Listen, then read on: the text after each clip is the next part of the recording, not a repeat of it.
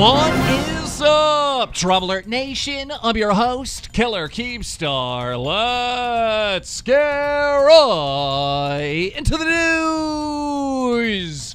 Our first story today, Jake Paul, who was dissected and destroyed by Nerd City. Nerd City uploaded a brand new video today titled Parents' Worst Nightmare, Jake Paul. And oh my god, ladies and gentlemen, this video is insane. Nerd City goes super deep. He showed these laws that came out in 1999 or something like that, where advertisers are not allowed to have more than 20% of their advertising of a program towards kids. It has to be under 20. And well, Jake Paul went way over. Here's a clip. Roll it. Then in 1990, U.S. Congress passed the Children's Television Act. The law does several things that are intended to stop scumbags like the Pauls from exploiting younger viewers. The CTA dictates that shows may not include commercials for products related to the program or featuring characters from the program, which is called host selling. It also limited how many minutes per hour of commercials that children's programming can contain. That's 17.5% and 20% of the watch time. Maximum can be ads. You can't understand how aggressively he's doing it. Take this one, for example, titled The Best Song We've Ever Made. Jake begins by plugging his new song, available on iTunes. Next, he plugs his live tour. Then he advertises his merch. Then he plugs his upcoming pay-per-view boxing event. Then he's back to merch, telling us there's a $500 prize being given away to people who buy in the next 72 hours. $500. The second prize winner is going to win $250. Just go to fanjoy.com/Jake Paul. Enter the contest, guys. Get yourself some of the hottest merch. Then he's back to plugging the song. Then in these segments, which really show the seams on how he employs repetition, Jake switches back and forth between stuffing the word tour and song and music video into as many sentences as he can. My whole entire life is basically turning into a tour. My life is becoming a tour. Everything I do, man, I'm just I'm a tour. Tour. Next, Jake walks into the area of the house that he's turned into a merch store. We see the URL of the store on the walls, and then Jake makes a merch storm. It's a merch storm! Bring it merch storm! He lets his dog chew open a box of merch while he's plugging the merch, which brings Jake back to a tour plug. Tour merch. As you can see, there's some tour merch inside of there. So if you guys come on tour, get your tickets in the description. If you guys come on tour, you're going to be able to get some exclusive merch that is only available on tour. Then he puts glitter on his face and jumps in the pool to entertain kids. Not an ad. But then in the very next scene, in his car, there's a merch plug. Got my new merch on. It's the new drop. Yo, check out the shorts too. This rolls right into a plug for the boxing again, then a plug for the song again, then back to a merch plug again, 2 more plugs for the song, then another plug for the live tour, then a long merch plug. That's 23 separate ad reads built into one video. Out of a 13-minute and 50-second video, nearly 7 minutes of that time is devoted to advertising products. 50%. Now, remember our numbers here.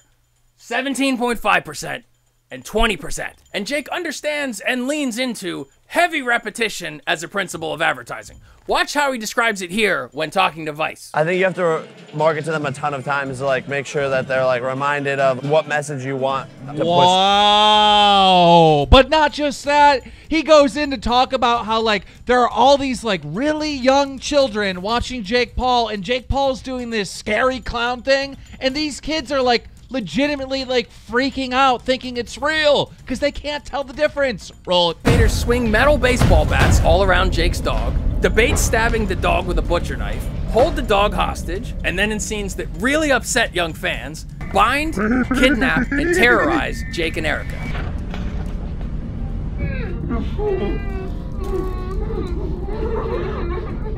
If this were a movie, maybe PG-13, right? But too distressing for 8 and younger. And for evidence that Jake Paul's fans cannot distinguish between reality and fiction, countless videos were uploaded to YouTube by concerned children. Some of these kids sobbing, asking for police to intervene. Jake got kidnapped. And they were all surrounding Jericho and them, and they got tape on their mouth. And they were crying on each other. The title says Jake Paul will die, so they changed the channel name. It was called Jake Paul Will Die. And the channel's name now, it's Jake Paul Will Die. What the heck? Jake Paul and Erica are my favorite people. And I don't want them to die. Why? They will kill him.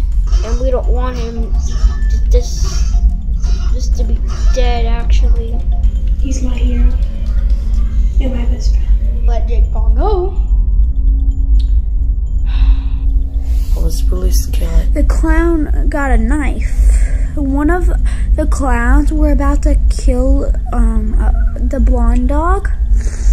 I know they wanted to kill Thor. And they're cutting one of Jake Paul's dog's head off. Yeah, they could. Please save Jake Paul. They beat him with a bat to death. Like, I'm so mad right now. Knowing that your favorite YouTuber might die is really sad. Absolutely disgusting. Now, there's a lot more stuff that Nerd City covers in the video on Jake Paul, and just, it's a very, very good video. But speaking about Jake Paul, Mr. Adam Sala called out Jake. 5 days ago, he uploaded a video titled Calling Out Jake Paul, saying that he wants to box Jake Paul. Now, here's the thing. Adam Sala actually knows how to box. But speaking about Adam Sala, Adam got called out by FaZe Sensei, who uploaded a video titled Calling Out Adam Sala. Now, guys, I want to see this fight. Adam Sala knows how to fight. FaZe Sensei knows how to fight. I want to see the two of them box. Make this happen. And also, a minor little side point. Well, Greg Paul has been banned on Twitter. Whoopsies! Also in the news, Eminem came out with a brand new album. But let's talk about the December 2017 album known as Revival. This album from Eminem back in December of 2017, it really wasn't that good. A lot of people were talking shit on it. But yesterday, Eminem came out with another album. It was like a surprise album called Kamikaze, where he just attacked everybody that attacked Revival. And one of the people he attacked was DJ Academics. DJ Academics responded, uploading a video titled Eminem Dissed Joe Budden and DJ Academics on his new album. Academics had this to say, roll it. I got name dropped in this, and I'm like, the fuck did I do? Okay, now, let's get to these goddamn bars. It's on a song called Fall, and he says this. Somebody tell Button for I snap, he better fasten it, or have his body bag get zipped. The closest thing he's had to hits is smacking bitches, and don't let me have to give it to Academics. Say this shit trash again, and I'll have you twisted like when you thought you had me slipping at the telly. Even when I'm getting brain, you'll never catch me with a thought lacking with it. He ain't spinning like this on his last shit, ho. You better go back and listen. You know me better. Because I wasn't that fond of that album. That shit was weak. That shit was light sauce. That shit was mayonnaise. That shit wasn't hot sauce. It was light. Okay? And you clearly have understood the fact, and you know what I like about this Kamikaze project, and I haven't really formulated a full opinion on it, but what I do know so far is that he's addressing everything people have said over social media. Okay. I gotta say, this new Eminem album is just amazing. I've been listening to it over and over again. Dude, he attacked like modern rap too, and one of the people he was mocking was Danielle Bregoli. A fan said, is it just me or is Eminem sounding a lot like Bad Baby? Bad Baby quoted the tweet saying, I'll take it as a compliment. Yep, that's the only way you can take it, because if you fire Eminem, he gonna battle rap you to death. Also in the news, FouseyTube. Remember when you told me that he was going to go on stage with J. Cole, and if he wasn't on stage with J. Cole on August 23rd or August 24th, he was going to leave the internet, and then he didn't leave the internet. We reported it on last DramaAlert. Well, I guess FouseyTube is now a man of his word because he left. Well, kinda. Fousey deleted all of his social media, and his YouTube channel, he deleted all the videos. But today, he uploaded a brand new one, Lit Poppy official music video. The Lit Poppy official music video is receiving some dislikes. Now, guys, look, over the course of FouseyTube saying Drake was gonna be there July 15th, and he was gonna go on stage with J. Cole, like, Fousey has turned into a fucking joke. And, well, even Vikkstar, the nicest guy on the internet, said this to FouseyTube. Fousey, your name is not Rose. You're not a flower. You're a joke.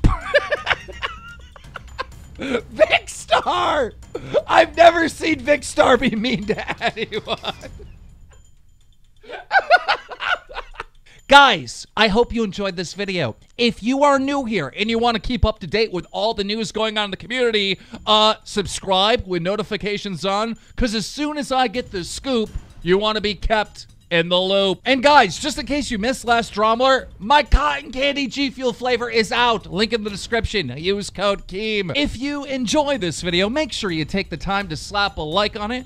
DramaAlert Nation now over 4,200,000 subscribers.